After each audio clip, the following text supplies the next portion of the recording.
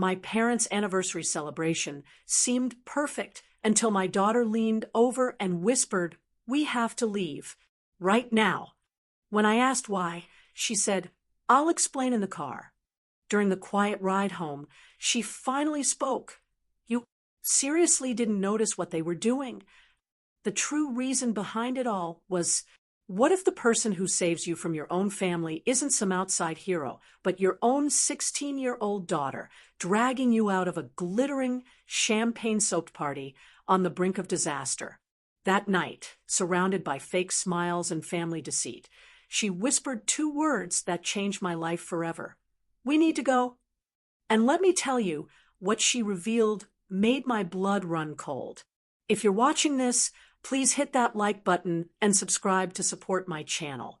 I'd also love to know where you're watching from today, so drop your location in the comments below. Now, let me share how my daughter's sharp instincts uncovered a betrayal I never, ever saw coming. My name is Brooke Anderson. I'm 34, and my relationship with my parents, Richard and Diana Wallace, had always been complicated. Growing up in their affluent New England household meant soaring expectations and conditional approval. My dad, Richard, built a wildly successful real estate development company from scratch. My mom, Diana, managed their social standing with military precision. Love in our family felt tied to achievements. And disappointments, they were remembered forever.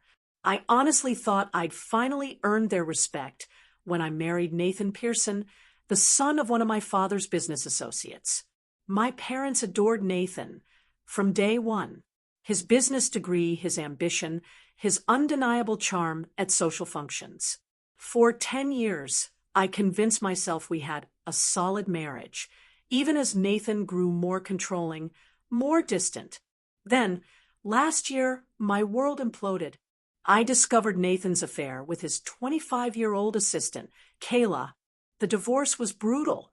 It left me financially struggling, trying to navigate life with my two amazing children, Madison, my perceptive, strong-willed 16-year-old, and Ethan, my sweet, sensitive 8-year-old son.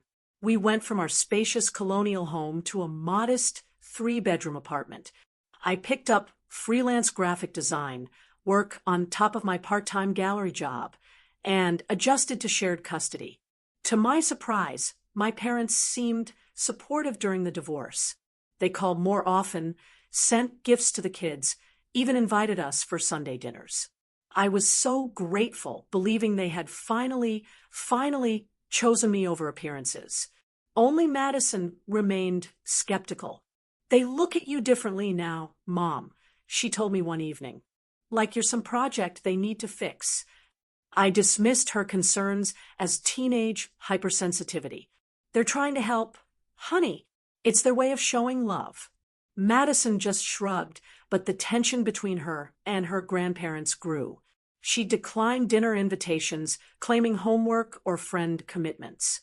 When forced to attend, she was polite but distant, observing more than participating. Ethan, though, he blossomed under their attention. They took him fishing, to baseball games, bought him expensive gifts I couldn't afford. My father started talking about Ethan attending his alma mater someday. The Wallace legacy continues. He'd say, ruffling Ethan's hair, never quite meeting my eyes. When my parents announced their 40th anniversary celebration, I saw it as an opportunity for healing. A grand affair at the Oak Ridge Country Club. Over 100 guests, family, friends, business associates, all gathering to celebrate their enduring marriage.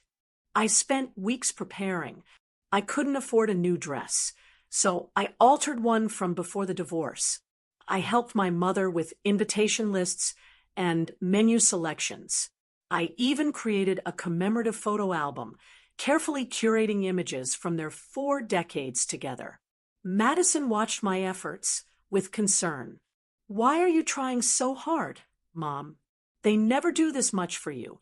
"Because that's what family does," I replied, believing my own words. "We show up for each other." The day of the party arrived with perfect June weather. I spent hours helping Madison get ready, persuading her to wear the emerald green dress my mother had purchased just for a few hours. I promised it'll make Grandma happy. When we arrived at the country club, my breath caught at the elegant transformation.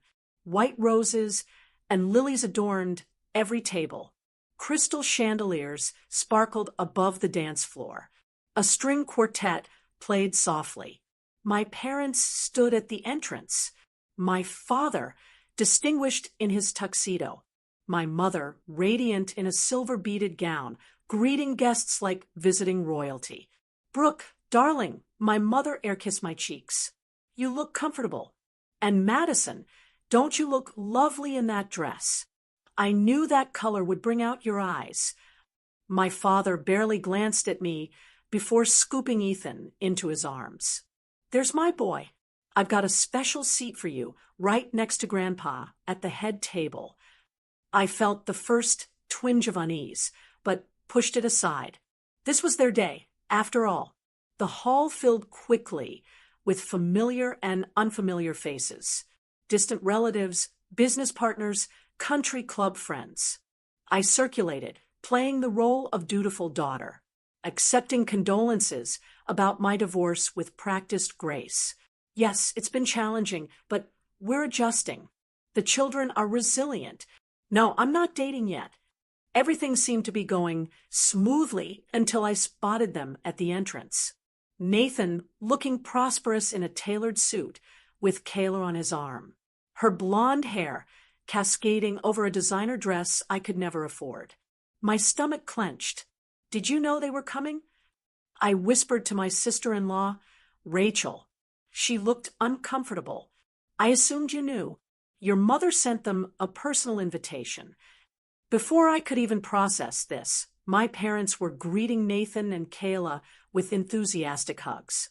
My father clapped Nathan on the back like a long-lost son, while my mother admired Kayla's dress. I stood frozen, watching this warm reunion with the man who had betrayed me and the woman who had helped him do it. When I finally caught my mother's eye, she gave a small shrug. Bygones, darling. Nathan's practically family. We couldn't exclude him from such an important celebration. As I retreated to the bar for a much-needed glass of wine, I noticed Madison standing in the corner, watching everything with narrowed eyes, texting rapidly on her phone. I should have paid more attention to who she was messaging and why. I should have recognized the first warning signs. Instead, I took another sip of wine and told myself to get through the evening with dignity. The Oak Ridge Ballroom hummed with conversation and laughter as the celebration hit full stride. Crystal glasses clinked, servers glided between groups, and the photographer captured carefully orchestrated moments of happiness. I maintained my smile despite the growing discomfort of watching Nathan and Kayla move through the crowd, accepting congratulations on their recent engagement. You're handling this so well, my cousin Melissa whispered, squeezing my arm. I would have thrown my drink in her face by now.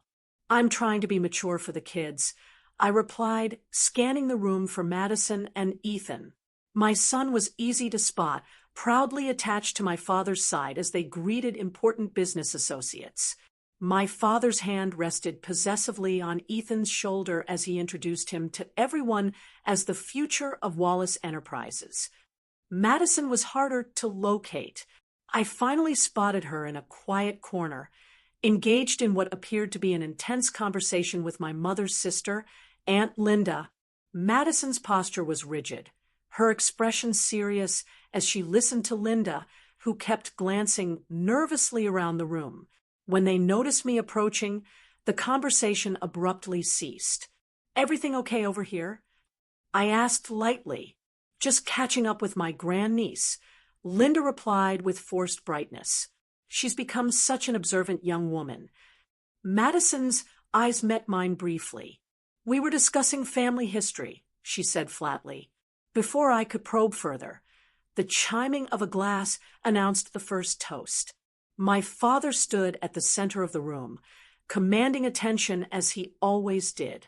Diana and I are overwhelmed by your presence here tonight, he began, raising his glass toward my mother. 40 years ago, I made the best business decision of my life. Polite laughter rippled. Marriage is about building something lasting together, he continued, about making difficult decisions for the greater good of the family. Sometimes that means prioritizing the future over temporary discomforts. His eyes drifted to Nathan, then to Ethan, then briefly to me, with an expression I couldn't quite decipher. Today, we're not just celebrating the past. We're securing the future through family legacy and wise investments.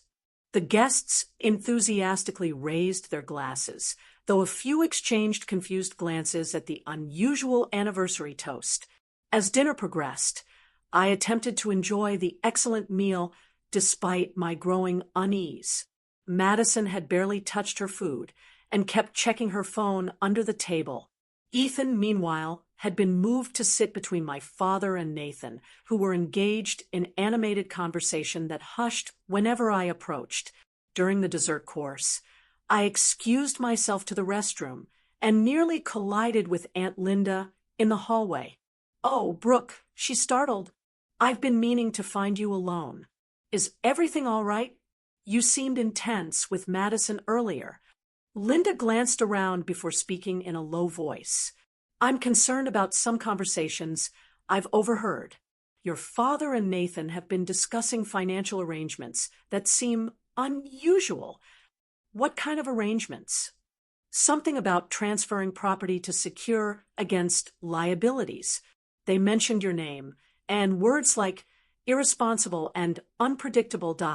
Linda squeezed my hand. "I know Richard can be controlling, but this feels different. Just be careful." Before I could press for details, my mother appeared at the end of the hallway. "There you are, Linda. The photographer wants the sisters' photo now." With an apologetic glance, Linda hurried away, leaving me with a growing sense of dread. When I returned to the table, Madison was gone. Ethan was now sitting on Nathan's lap, looking at something on Nathan's phone, both laughing. My mother stood nearby, beaming at them with approval I rarely received. "Where's Madison?" I asked, scanning the room. "That girl," my mother sighed. "So moody lately. She said something about checking the terrace." I found Madison outside, her back to the party, speaking intently on her phone. "Yes, that's exactly what the document said. I need to know if that's even legal." She noticed me and quickly ended the call. "Mom, how's the party?" "Who were you talking to?" "Just a friend." She tucked her phone away. "Have you noticed how much time Grandpa is spending with Nathan?" "It's probably just business talk," I said, though doubt colored my words.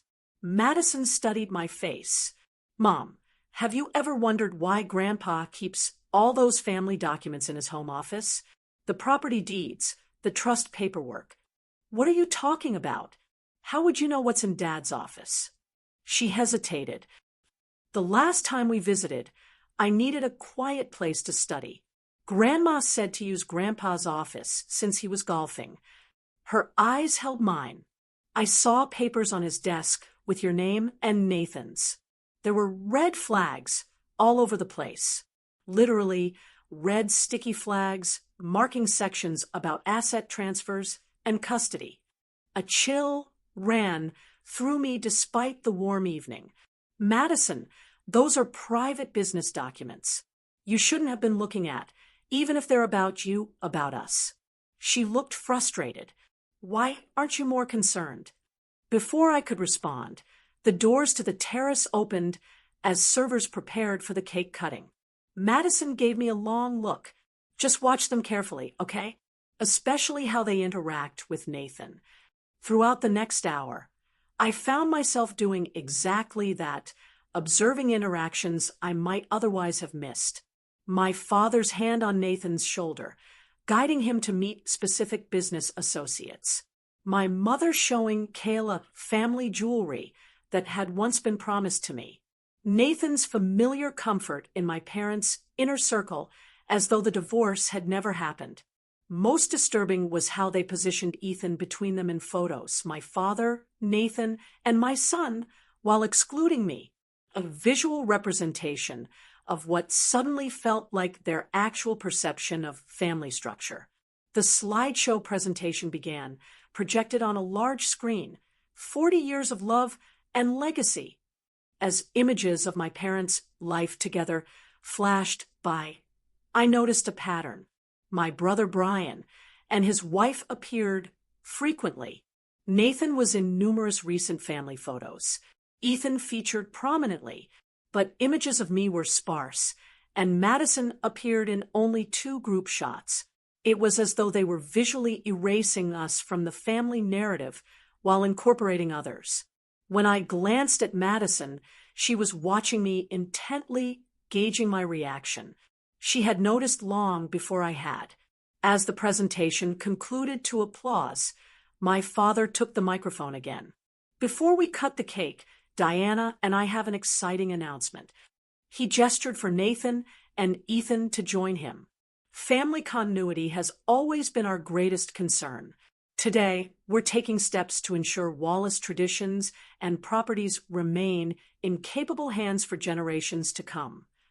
I felt Madison's hand slip into mine, squeezing tightly.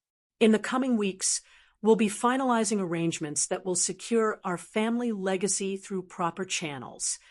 My father's eyes briefly met mine, with something like pity before returning to the crowd. Sometimes the most loving choice is making difficult decisions for those who may not understand what's best. A murmur ran through the crowd as Madison suddenly stood.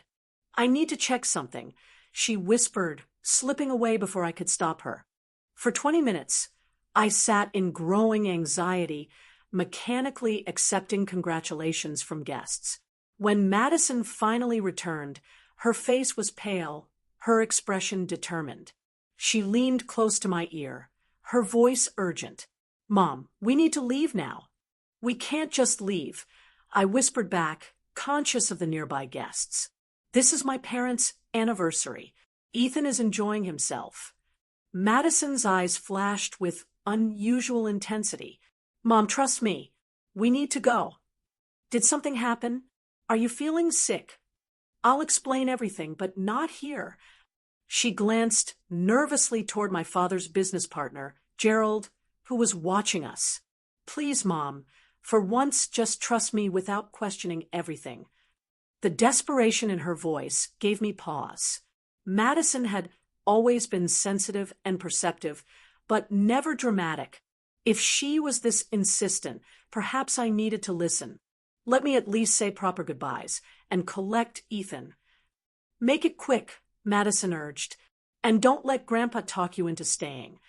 I made my way to where Ethan was playing, conscious of the curious glances following me. My mother intercepted me before I reached him. "Leaving so soon?" Her perfectly lined lips curved into a smile that didn't reach her eyes. "The evening is just getting interesting, darling. Madison isn't feeling well." I lied. "I should get her home." "Send her with your brother. Brian can drop her off. You and Ethan should stay for the important announcements." I felt a chill at her insistence. "What announcements?" "Just some family business matters. Nothing for you to worry about." She patted my arm condescendingly. "Your father has everything under control." "That's what concerns me," I replied, moving past her to collect Ethan, who protested leaving the party early. "But Grandpa said he has a special surprise for me later," he complained. "We'll come back another day for the surprise," I promised, avoiding my father's questioning gaze. Nathan appeared suddenly, blocking our path to the exit. "Taking off? The night's still young." Brooke. His familiar cologne brought back unwelcome memories. "Your father was hoping to discuss some arrangements regarding Ethan's education fund." "Another time," I said firmly, noticing how he specifically mentioned Ethan, but not Madison.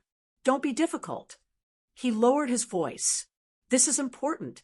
Your parents are trying to help secure Ethan's future, since you're clearly struggling financially. His eyes traveled dismissively over my altered dress. Madison stepped between us. We're leaving now, she stated with unexpected authority. Ethan, take Mom's hand. As we made our hasty exit, I caught fragments of conversation from a group of my father's lawyers near the door. Transfer of deeds should be straightforward once the custody modification. Wallace keeping it in the family, just not through the daughter. Nathan's name on the trust by month's end.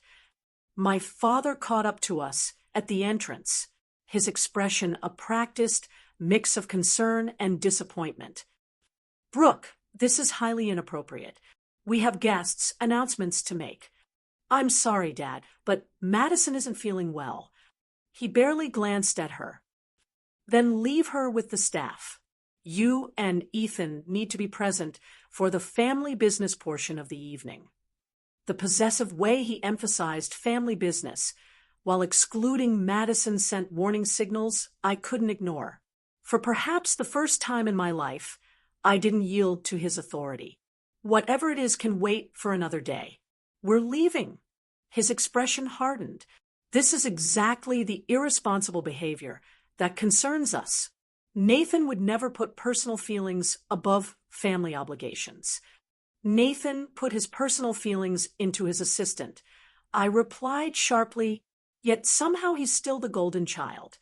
My father leaned close, his voice low enough that Ethan couldn't hear. We're trying to protect family assets from your emotional decisions. If you'd stop being difficult and accept the arrangement, this could be painless. What arrangement? I demanded. He straightened, composing his features as another guest approached. We'll discuss this when you're being more reasonable. Nathan and I have plans that benefit everyone, especially Ethan. Madison tugged at my sleeve.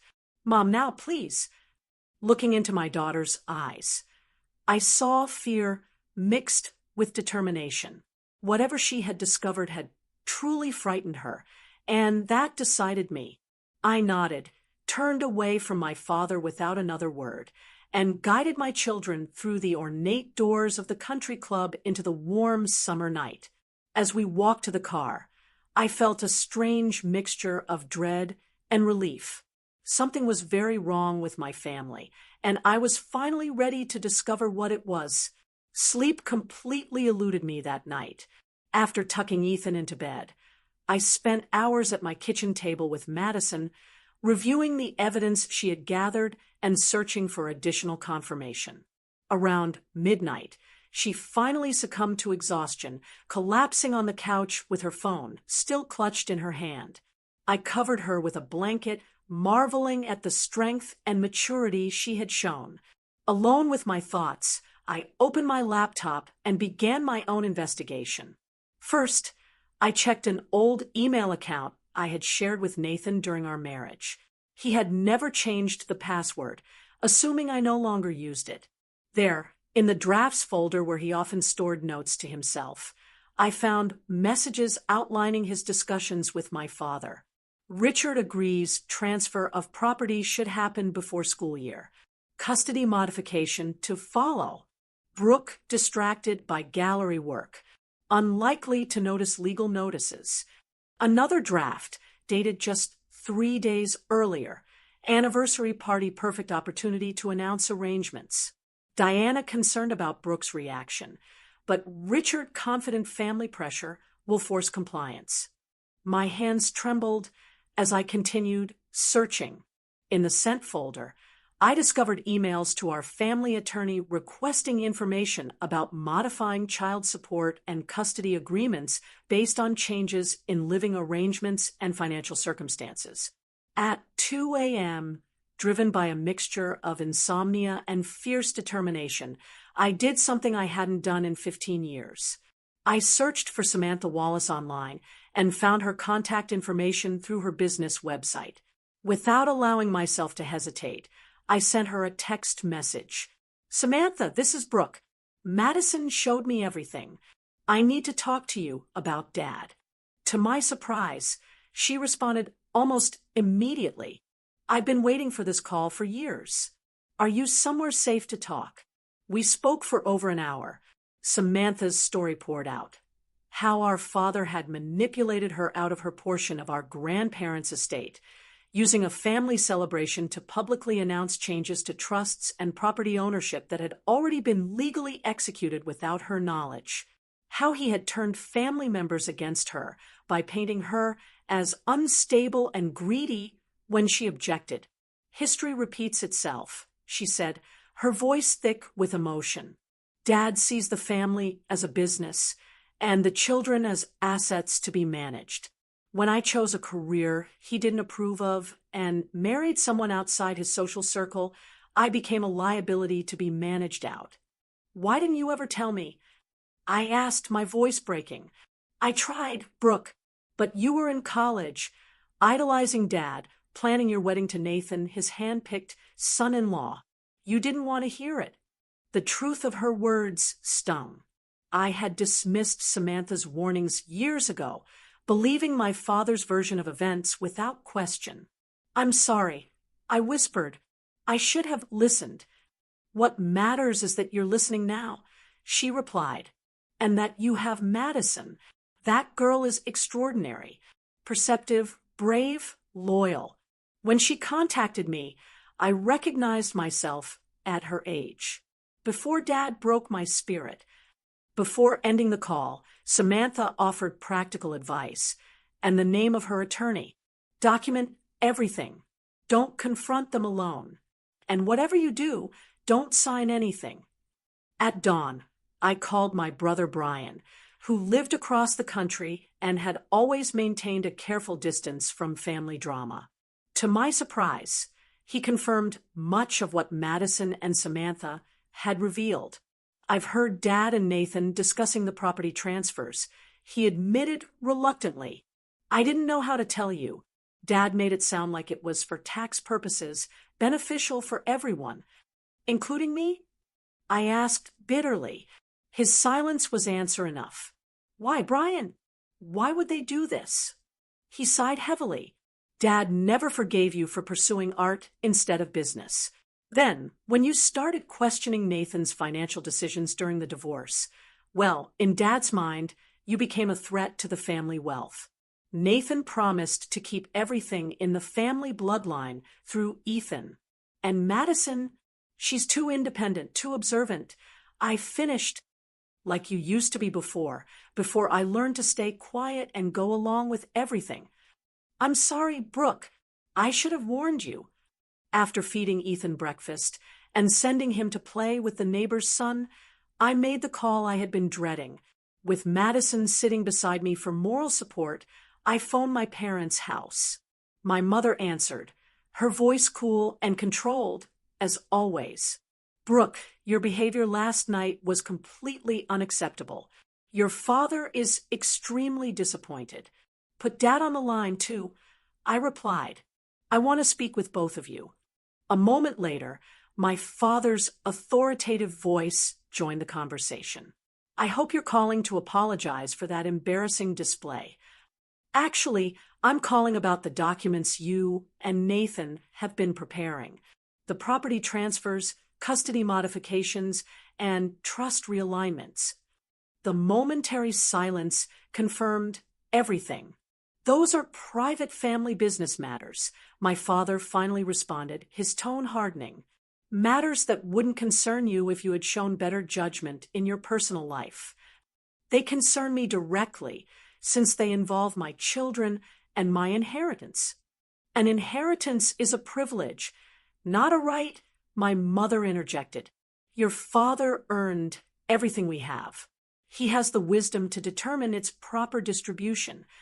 By giving it to my ex-husband instead of me, by helping him take custody of my son." "Don't be dramatic," my father dismissed.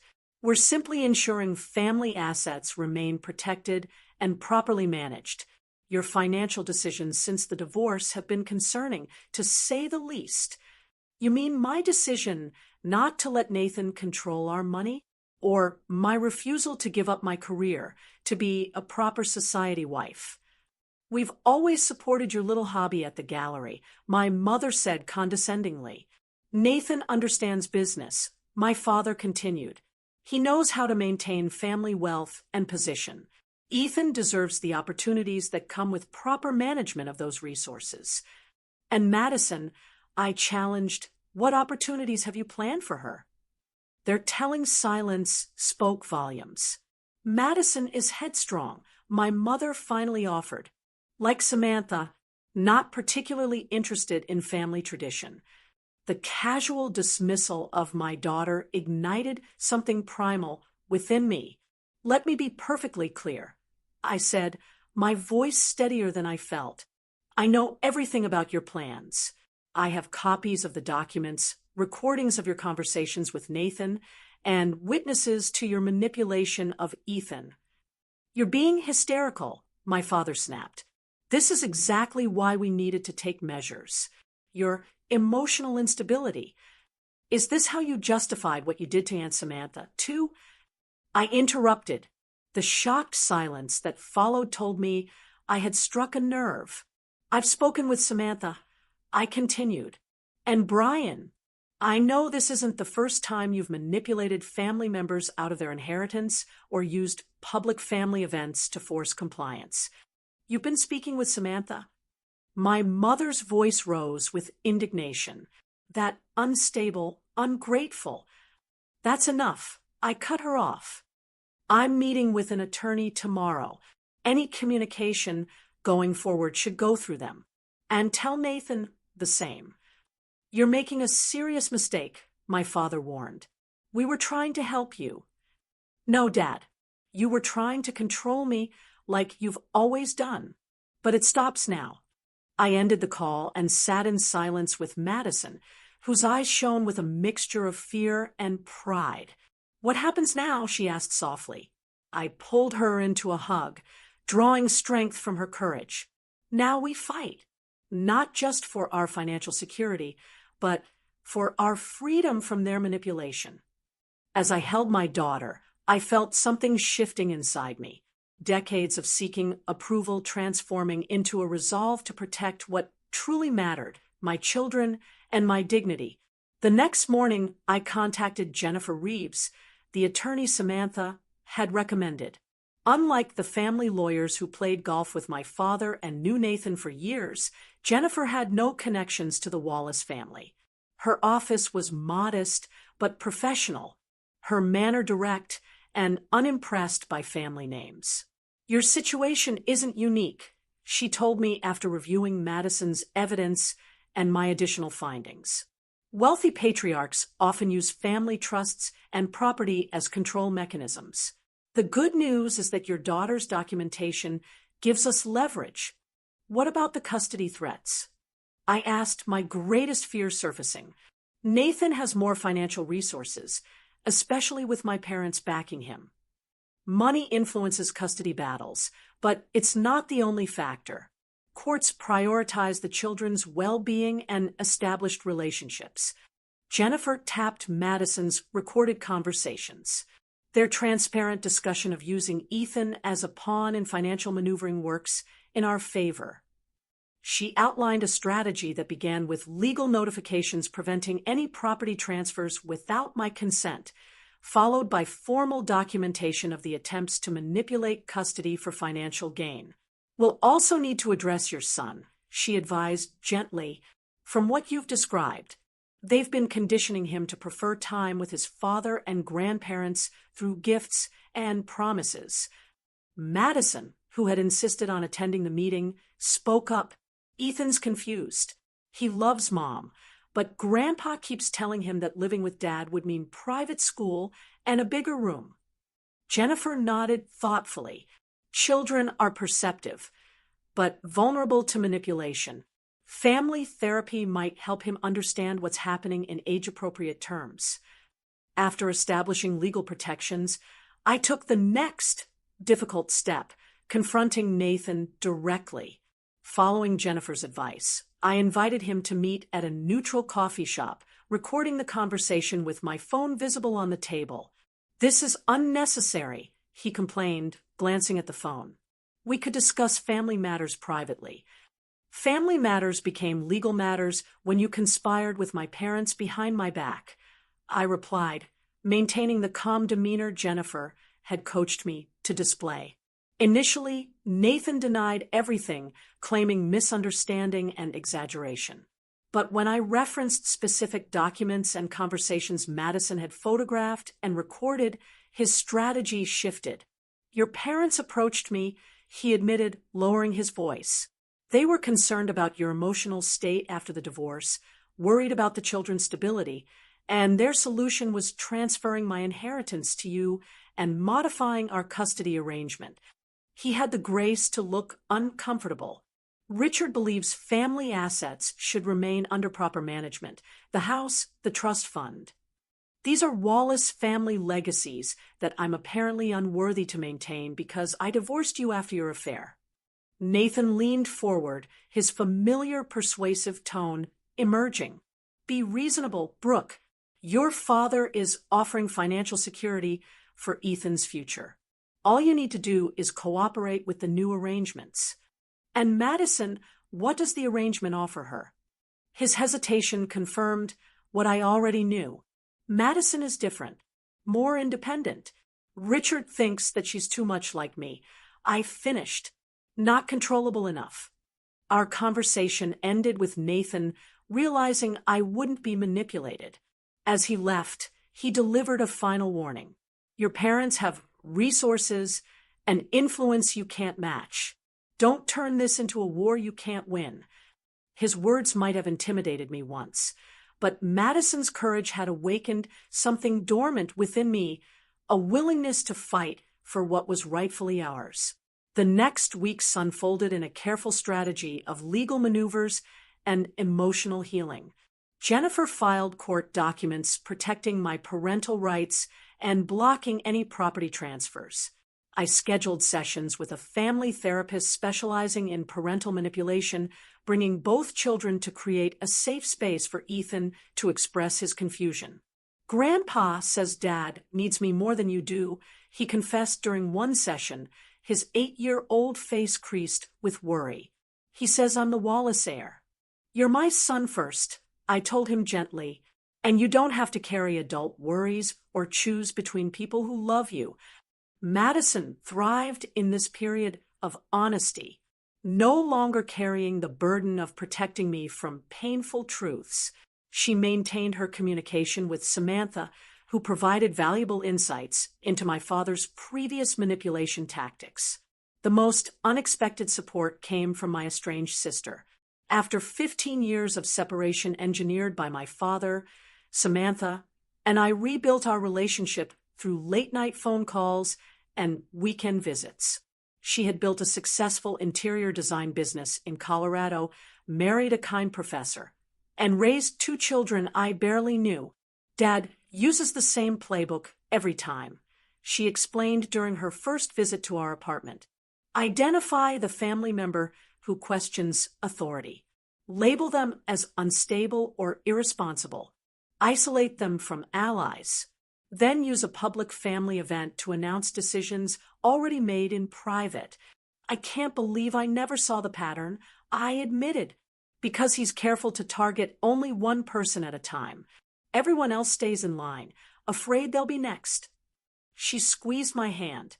But he miscalculated with you. He didn't account for Madison. Indeed, Madison had become my strongest ally. While I navigated legal proceedings and emotional processing, she maintained detailed records of every interaction with my parents, and Nathan created a timeline of their manipulation attempts, and even helped Ethan understand the situation in terms he could grasp. Mom isn't taking you away from Dad or Grandpa. I overheard her explaining to her brother one evening. She's making sure everyone plays fair, like when you and Jaden make rules for your video games, so no one cheats. My brother Brian eventually chose sides as well, sending copies of emails and financial documents my father had shared with him, providing further evidence of the coordinated effort to disinherit me. He remained physically distant, unwilling to directly confront our parents, but his information proved invaluable. The most painful part of this period was accepting that my relationship with my parents might never recover. For all my life, I had sought their approval, adjusted my behavior to earn their love, and interpreted their control as concern. Now, I saw clearly the conditional nature of their affection, available only when I complied with their vision for my life. 3 months after the anniversary party, we reached a turning point. Jennifer called with news that Nathan wanted to meet without lawyers or parents involved. "He's feeling the pressure," she explained. "Your father's plans are stalled by our legal actions, and Nathan's new fiancée is apparently uncomfortable with the bad publicity." I agreed to meet him again in a public place with Madison's support. This time, Nathan appeared without his usual confidence. "This has gotten out of hand," he began. "The lawyers, the court filings. It's affecting Ethan." "It's affecting your wedding plans, you mean?" Madison muttered, earning a sharp look from her father. "I'm willing to withdraw my support from your father's property transfers," Nathan offered, "and maintain our original custody arrangement. In return, I want you to drop the allegations of parental manipulation." I studied my ex-husband, the man I had once loved, the father of my children, now revealed as willing to use our son as leverage for financial gain. "Why the change of heart?" I asked. He glanced away. "Kayla thinks the situation looks problematic. Her parents are concerned about the family dynamic they're marrying into." In other words, his new in-laws had standards his behavior wasn't meeting. "I'll consider it," I replied, "but I need everything in writing, and any agreement needs to include protection for both children's inheritance rights." As we negotiated terms, I realized something fundamental had shifted. For the first time, I was engaging with Nathan as an equal, not as the accommodating wife who had deferred to his financial decisions for a decade. Later that week, we scheduled a family therapy session with Ethan. With the therapist's guidance, Nathan and I explained that we had resolved our disagreements and would both continue being his parents without him needing to choose sides or carry adult concerns. "Does this mean Grandpa won't be mad at Mom anymore?" Ethan asked, revealing how aware he had been of the underlying tensions. "Your grandparents and I have different opinions about some things," I explained carefully. "But none of that changes how much we all love you." It wasn't the whole truth, but it was what he needed at 8 years old. The full reckoning with my parents would come later. 6 months after my parents' anniversary party, we gathered in a conference room at Jennifer's law office. The tableau would have been unimaginable to me a year earlier. My parents seated stiffly on one side of the table, Nathan beside them, but maintaining a careful distance. Samantha beside me, offering silent support, and Madison sitting tall and composed at the head of the table, her evidence folders neatly arranged before her. Jennifer had orchestrated this meeting as the final step in resolving the family dispute, with Nathan having withdrawn from my parents' schemes and Brian providing additional documentation. We had assembled an indisputable case of attempted financial manipulation and parental alienation. Before we begin, my father announced, his authoritative tone unchanged despite the circumstances, "I want to register my objection to Samantha's presence. This is a family matter." "Samantha is family," I replied simply, "and her experience with your financial manipulations is directly relevant to these proceedings." My mother dabbed at imaginary tears. "I don't understand how it came to this. We only wanted what was best for Ethan and the family legacy. By excluding Madison and taking my inheritance, I challenged. By poisoning my son against me, we never—" My mother began, but Jennifer interrupted by placing Madison's recorded evidence on the table. "Perhaps we should review the documented conversations before continuing with denials," she suggested mildly. What followed was a methodical presentation of the case we had built, the secret meetings between my father and Nathan, the planned property transfers, the custody modification strategy, the disparagement of my parenting and financial competence, and most damning, the deliberate attempt to influence Ethan's preferences through promises of material advantages. My father's face grew increasingly rigid as Jennifer outlined the potential legal consequences. Not just blocking of the property transfers, but possible civil claims for attempted parental alienation and breach of fiduciary duty in his role as trustee of family assets. What exactly do you want? He finally asked, his voice cold. Jennifer slid a document across the table. Miss Anderson's terms are straightforward. First, a legally binding agreement that all inherited family property designated for her in previous trust documents remains intact and under her sole control. My father began to object, but his own lawyer placed a restraining hand on his arm. Second, a formal acknowledgement that both Madison and Ethan have equal standing as beneficiaries of any family trusts or future inheritances, with neutral third-party trustees replacing Mr. Wallace. My mother gasped at this effective removal of my father's control over family assets. Third, a structured communication plan for grandparent visitation that includes professional supervision until trust can be rebuilt. This is outrageous, my father sputtered. We don't need supervision to see our own grandchildren. The recordings of you deliberately undermining Miss Anderson's relationship with her son suggest otherwise, Jennifer replied calmly. The negotiations continued for hours, with occasional heated exchanges and tense silences. By late afternoon, an agreement had been reached that protected my inheritance, established equal treatment for both my children, and created boundaries for my parents' involvement in our lives. As we prepared to leave, my father made one final attempt to assert control. I hope you're satisfied. Brooke, this vendetta has damaged relationships that may never recover. Madison, who had remained remarkably composed throughout the proceedings, finally spoke. Grandpa, with respect, you damaged those relationships when you decided Mom and I were disposable. We're just creating consequences for your choices.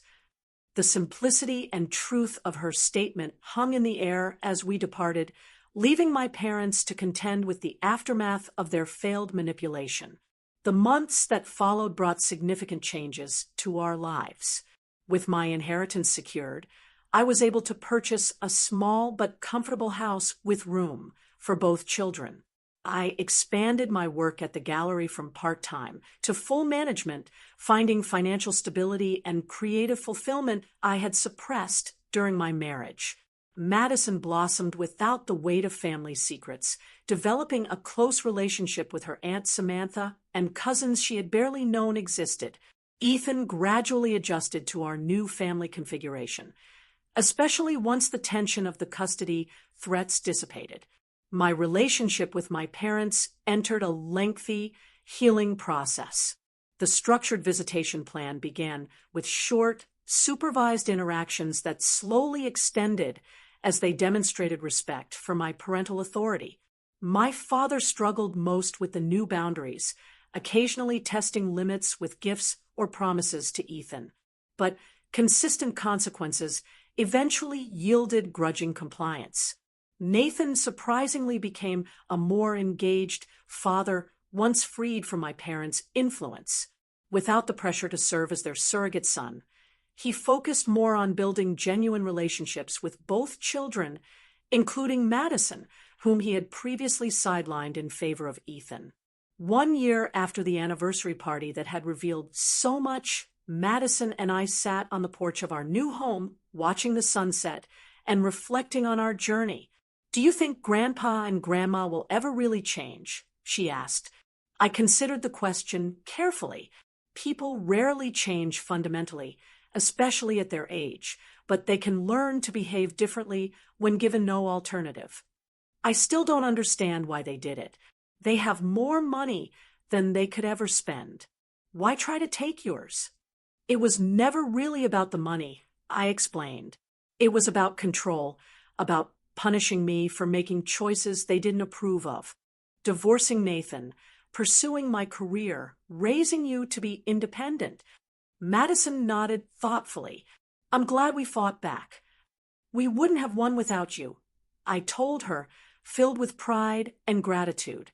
Your perception, your courage in gathering evidence, your willingness to stand up for what was right. You saved us, Madison. She smiled, embarrassed by the praise. I just paid attention. That's exactly what they didn't expect any of us to do. I squeezed her hand. The most valuable lesson from all of this is to trust your instincts. When something feels wrong, it usually is, even if everyone around you acts like it's normal. As we sat in comfortable silence, I reflected on how this painful chapter had ultimately liberated us.